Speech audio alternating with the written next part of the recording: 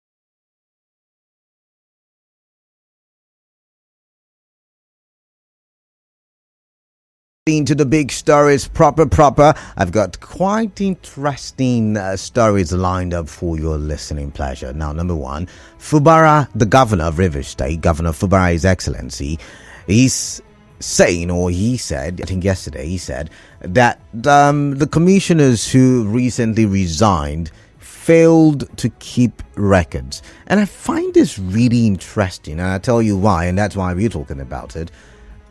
Government is about serving the people, right? Government is about doing projects on behalf of the people, for the people, right?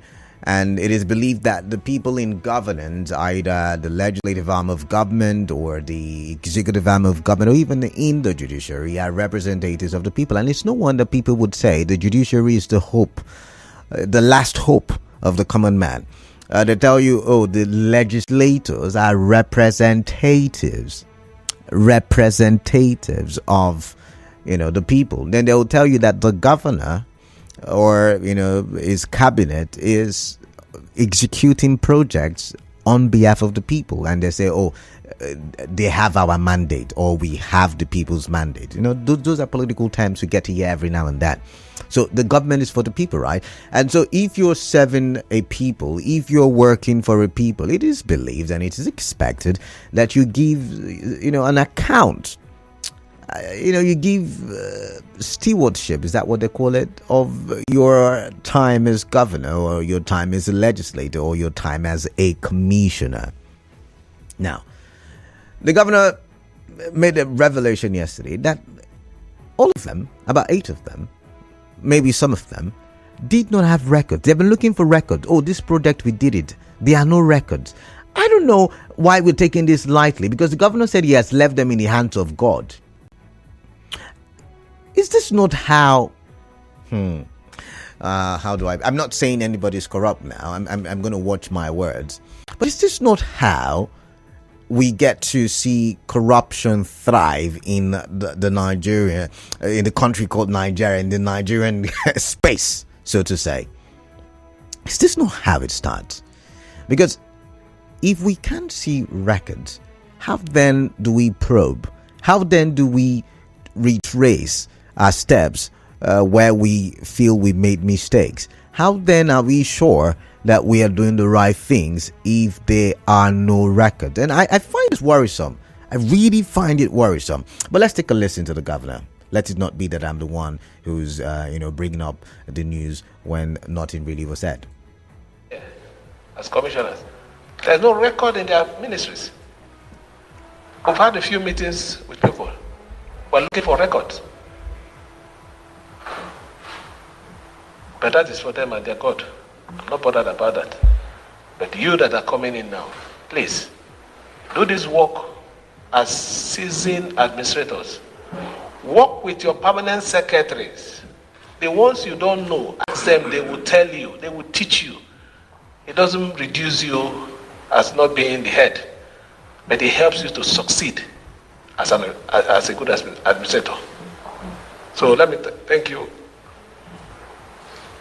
Believing strongly that you're coming on board is going to add. All right, so you listen to the governor there, His Excellency Sir Simnalai Fubara, saying we've left it in the hands of God. Should we be leaving it in the hands of God?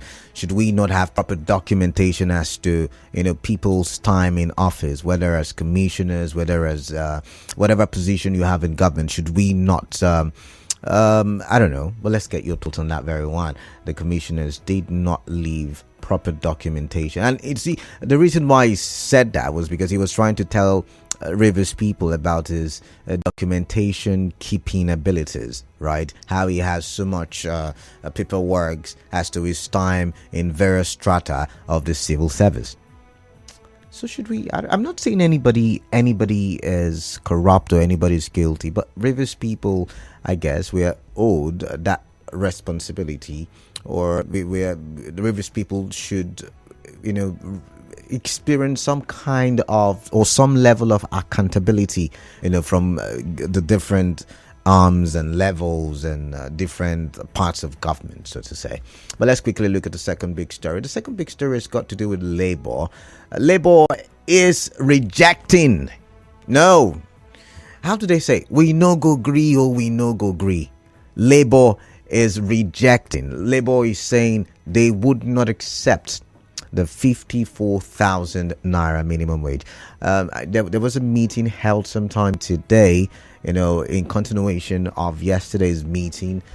Labour still is insisting the money is too small, the money will not do, and they will not take